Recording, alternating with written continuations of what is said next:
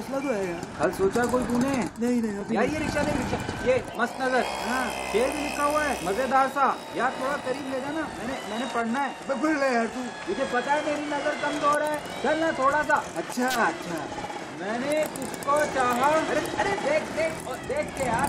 میں نے تجھ کو چاہا, تو نے چاہا کسی اور کو, کرے تو جسے. تم لوگ کو تصویریں بنانے کا شوق ہے نا؟ چلو اب ایک تم میں نظم سنائے گا اور باقی سب تصویریں بنائیں گے. ہاں سمجھ میں آ گیا؟ سنتے جاؤ اور بناتے جاؤ. ایک کوا پیاسا تھا جگ میں تھوڑا پانی تھا. ایک کوا پیاسا تھا جگ میں تھوڑا پانی تھا. کوے نے ڈالا کنکر, پانی آیا اوپر. کوے نے ڈالا کنکر, پانی آیا اوپر. کوے نے پیا پانی, ختم ہو گئی کہانی. کسی بھی قسم کے آرٹ کے لیے تعلیم یافتہ ہونا کوئی بنیادی شرط نہیں, چاہے وہ ڈرائنگ, پینٹنگ ہو یا ڈرامہ یا تھیٹر. نظم کا عنوان ہے سلام ان پر. واہ. جبین اسرے رواں پہ انگشت نور سے جب وہ سطر روشن لکھی گئی تھی, حروف تاباں بصیر آنکھوں نے چن لیے تھے.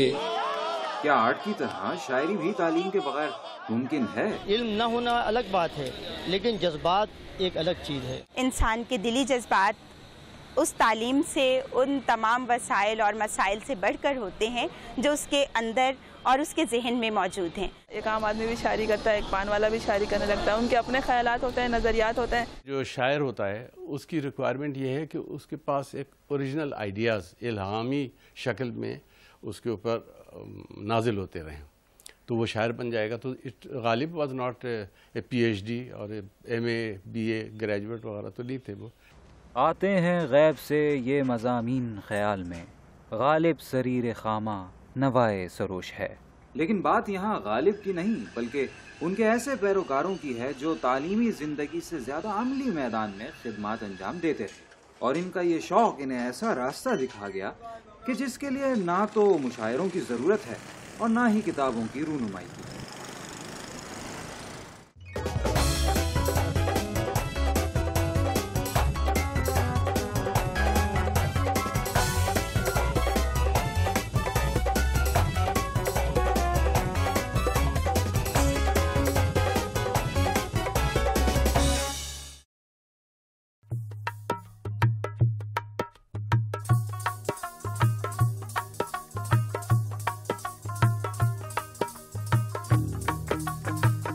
شاعری جب کر رہے ہوتے ہیں عام شاعر تو وہ باقاعدہ بیٹھتے ہیں, فکر سخن کرتے ہیں اور بڑا غور و خوض کے بعد شعر موضوع کرتے ہیں. لیکن اس کے اندر بڑی برجستگی ہوتی ہے, ان کے دل میں ایک بات آتی ہے وہ دھڑام سے کہہ دیتے ہیں. خیالات کا جو اس میں کچا پن ہوتا ہے تو وہی اصل میں لطف ہوتا ہے سارا. ایک صاحب ہیں, انہوں نے لکھا کہ it is work of the uneducated masses. تو میں نے کہا how can you say that. ایک قسم کی ایجوکیشن ایکیڈیمک ایجوکیشن ہوتی ہے, لیکن ایک زندگی گزارنا ہی ایک ایجوکیشن ہوتی ہے.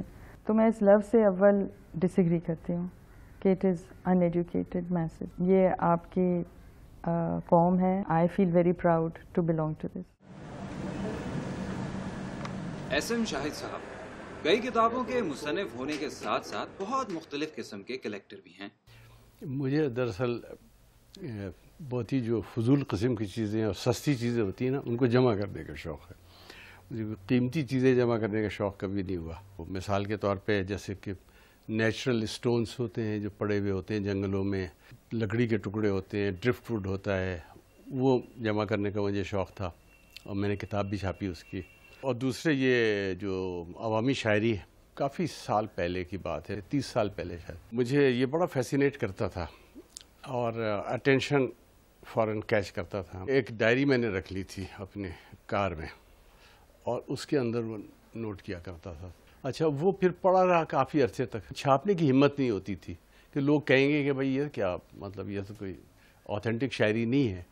لیکن ہمارے ایک دوست تھے ڈاکٹر شاہد حق, تو وین آئی شوڈ ہم دس تو وہ بہت ان کو پسند آیا یہ آئیڈیا. انہوں نے کہا کہ اس کتاب کو چھاپتے ہیں, پپو یار تنگ نہ کر. پھر کچھ عرصے کے بعد مجھے خیال آیا صرف یہ مہمل شاعری نہیں ہے, اس کے پیچھے کوئی کوئی بیسک خیال ہوتا ہے اور کوئی ایک سینٹرل آئیڈیا ضرور ہوتا ہے. تو وہ میں نے ایک ایکسرسائز کی اپنے ایک دوست کے ساتھ مل کے کہ ایک صرف کشمکش رکشے کے پیچھے لکھا ہوا ہے، تو اب غالب اس کشمکش پہ ان کا شعر کوئی نکالنا ہوتا تھا. وہ ایکسرسائز ہم نے کی اور پھر ایک دوسری کتاب چھاپی. اس کا جو سیکنڈ ایڈیشن تھا اس کا نام ہم نے رکھا غالب کے اڑیں گے پردے. دوسری کتاب اشعار، الفاظ اور تصویری خاکوں پر مشتمل ہے. مثال کے طور پہ جیسے غالب کا ایک شعر ہے، رو میں ہے رخش عمر کہاں دیکھیے تھمے، نئے ہاتھ باغ پر ہے نہ پاہے رکاب میں. اس کو میں نے ویژولائز کیا. ایک کارٹونسٹ ہے، اس نے یہ بنایا کہ یہ کاٹ کا گھوڑا ہے، نہ کہیں جا رہا ہے، نہ اس میں لگام ہے، نہ اس کے اندر رکاب ہے. اب اس کو پپو کی شاعری کے ساتھ وہ کرنا تھا، لنک کرنا تھا، تو وہ ہمیں مل گیا بے لگام، اور اس کے نیچے وہ رکشہ نمبر بھی لکھا ہوا ہے.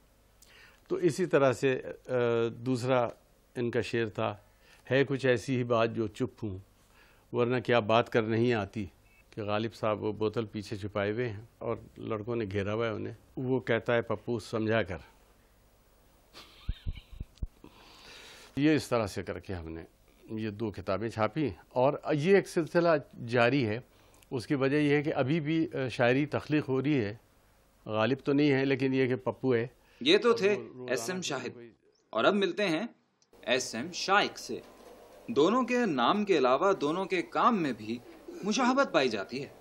شائق صاحب نے بھی ٹرک، رکشہ اور بس کے پیچھے لکھی شاعری جمع کر کے ایک کتاب دیوان ٹرانسپورٹ کی صورت میں تشکیل دی ہے. لیکن میں نے اپنی عمر کا بڑا حصہ جو ہے نا وہ یہ اشعار کے جمع کرنے میں اس کے پیچھے دوڑ بھاگ میں گزار دیا. اچھا، پھر مجھ کو اس دوران میں پنجاب اور صوبہ سرحد میں اپنے کاروبار اور اپنے ملازمت کے حوالے سے زمینی سفر کرنے کا بہت ہی موقع ملا. ہر شہر کے مزاج کے لوگوں کے مزاج کے مطابق انہوں نے شعر لکھے ہیں.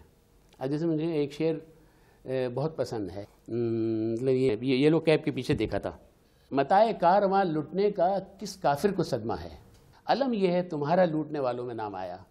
سب سے بڑا سبب بنا اس کتاب کا وہ حسن عبدال میں ایک بس کے پیچھے ایک شعر لکھا تھا. اب آپ دیکھیے کسی استاد کا شعر ہے، اور کیا شعر ہے. ایک ایک پتی میں گلشن ہے اسیر، اور ایک ایک ذرے میں صحرا بند ہے. ایک خاص بات اس کتاب کی ہے کہ جہاں جہاں وہ شعر دیکھا اس شہر کا نام یا اس جگہ کا نام، اور دوسری بات یہ ہے کہ گاڑی کا نمبر، یہ اس میں ضرور ہے. ابھی میں گیا تھا ہندوستان، تو وہ وہاں پر بائی روڈ سفر کا اتفاق ہوا کافی. اچھا، وہاں جو ٹرک وغیرہ ہیں وہ اتنے زیادہ ڈیکوریٹڈ نہیں ہیں جتنے یہاں ہمارے یہاں ایک مزاج بنا ہوا ہے. اچھا، اس کے ظاہر ہے وہ ہندی رسم الخط میں ہے سارا، تو شعر تو ہیں وہاں پر بھی جمع کیے ہیں وہاں پر بھی.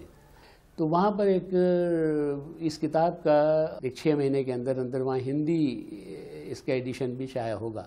اور یہاں جب دوسرا ایڈیشن میں انشاءاللہ کوشش کروں گا شائع کرنے کی، تو وہ ترمیم اضافے کے ساتھ تو وہاں کے اشعار. تو پھر یہ جیسے یہ ہے نا پاکستان بھر میں ٹرانسپورٹ گاڑیوں کے، تو وہاں پر ہم لکھ سکتے ہیں برصغیر ہندو پاکستان میں ٹرانسپورٹ گاڑیوں کے منتخب اشعار. ابے کتنی بڑی چیراند ہے پائلٹ میرا. بھائی خود کے نظیم ڈاؤن چل رہا ہے تو میرے پچھواڑے پہ اپنے حالات کیوں چپکا رہے یار. میں بولتا ہوں اس سے زیادہ لوسی شیر نہیں ملا رہا، کیا چپکانے ہو. ابے سن آدمی ہے، سن لے. اب تو بھی سن. مسافر ہوں، منزل کو جا رہے ہوں، پیٹ کی خاطر رکشہ چلا رہے ہوں. وے پیٹ کا نہیں ظالم، پیٹ کا خاطر مڑا، پیٹ کا خاطر رکشہ چلاتی ہوں. ابے چل نکل پتلی گئی سے. پیٹ کی خاطر رکشہ چلاتی ہوں. یہاں شیر ہوتا ہے تھوڑا رومانچک سا. لیٹ ویٹ گئی ہو، اندھیرا ہو، موم بتی جل رہی ہو، پروانے ٹیل رہے ہو. ایسے سن پائلٹ کو کیا پتا شیر کیا ہوتا ہے بھائی. ہاں شیر تو لکھا ہے بھائی، ریاض کے رکشے پہ ڈولی سجا کے ایسا بیک مارتا ہے، ایسا بیک مارتا ہے. اب سنیو ذرا. آرزو کا چاند ڈوبا غم کی گہری جھیل میں ہے. آرزو کا چاند ڈوبا غم کی گہری جھیل میں، درد کی وادی میں دوست ہم تنہا رہ گئے. کیا چھکاس یار، کیا مزہ آیا بھائی. یعنی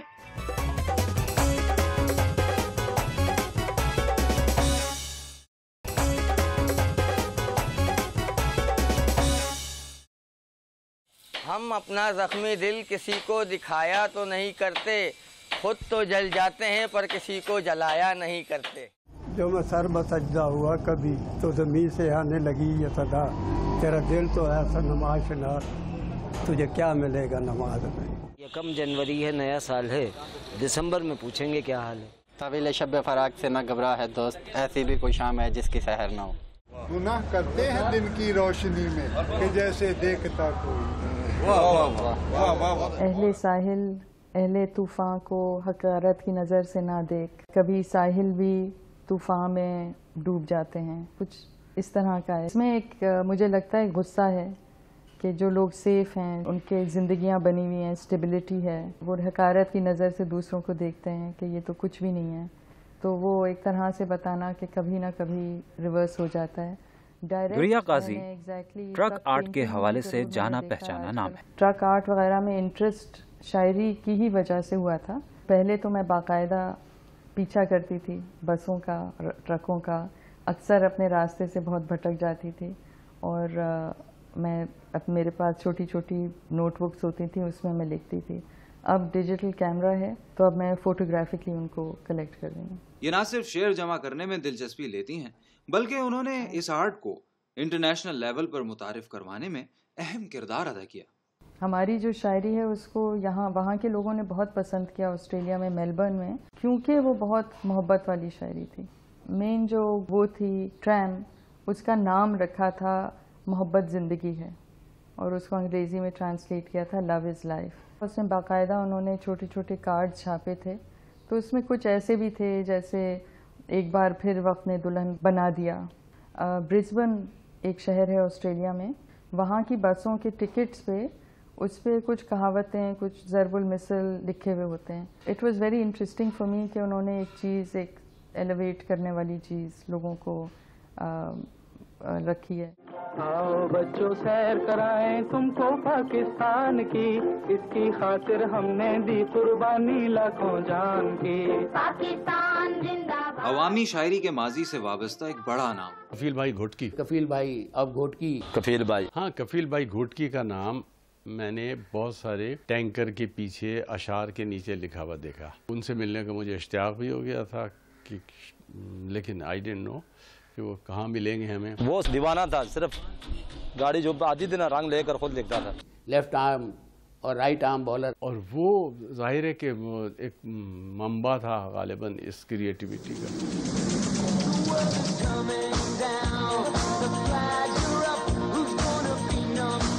कफील भाई एक किरदार था जिसको हमने खुद तख्लीक किया।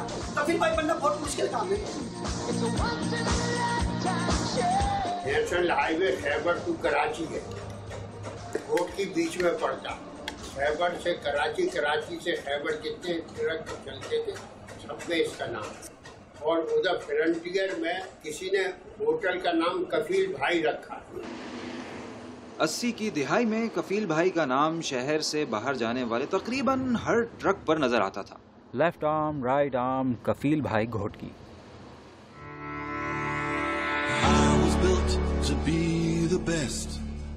इस बड़े से हंगाम खाए दौर में जिंदा रहना भी एक बड़ी नेमत है।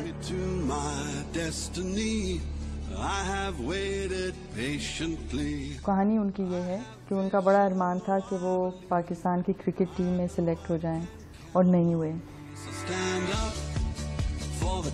जब मुझे क्रिकेट का हुआ तो मैंने कहा कोई मेरी सुन नहीं रहा, गरीबों की कौन सुन सकती। फिर हमने कहा नाम तो कैसे पैदा किया, लोग टीवी पे आते हैं, अखबारों में, मैंने इनसे हटके एक अलग चीज बनाएंगे हम।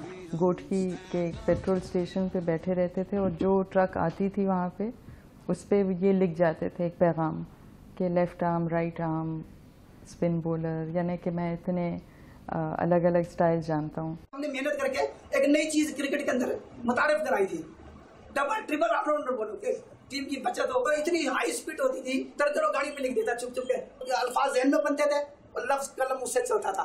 लेफ्ट आर्म, राइट आर्म, कफील भाई घोटकी ऑलराउंडर, सुपरस्टार क्रिकेट का खिलाड़ी। ये कहता था कि ये एक भी गाड़ी खाली न जाए, कोना भी नहीं छोड़ता था। People like कफील भाई, they should be national heroes.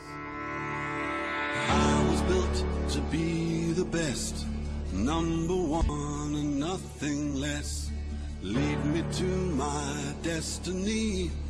I have waited patiently. I have vision, though I believe. I know I can count on me. So stand up for the champions, for the champions. Stand ओ भाई, और तुम मजदा है कि नहीं? मरा क्या हुआ? क्यों इतना रेस देता है? वही अपना तेल मेल बदली करो, थोड़ा ठंडा हो फिर आरंधे के पास करो, ऐसा कोई समझेगा क्या? ओ लाले दी जान, ओ समझ कर लो, बड़े अफसोस की बात है। ये तूने जनाने डब्बे में कितना कोई ओछा शेर लिखा है आफरीन है भाई तुझ पे। कहता है दिल दिया था तोहफा समझकर, कम बखत इस पे बैठ गई सोफा समझकर। और इन्नी बेइज्जती के बाद कोई जनानी बैठी होगी सोफे पर। ओए क्या बगैरती है यार। वो ऐसा मीटर शॉट नहीं करो मड़ा, थोड़ा ब्रेक मारो, असरा करो, सारा लोड लेके हम पे नहीं चढ़ो। ये हमारा मर्जी कोई है, हम गैरतमंद है, ये लेडीज मुसाफिर बहने हमारा माँ है, हमारा इज्जत है मड़ा। हमारा मर्जी पूछो, हम बोलते है, ये लिखो हमारा बारे में। जापान से आई हूँ, मजदा मेरा नाम है, जापान से आई हूँ, मजदा मेरा नाम है, ड्राइवर दिल वाला हो तो भागना मेरा काम है।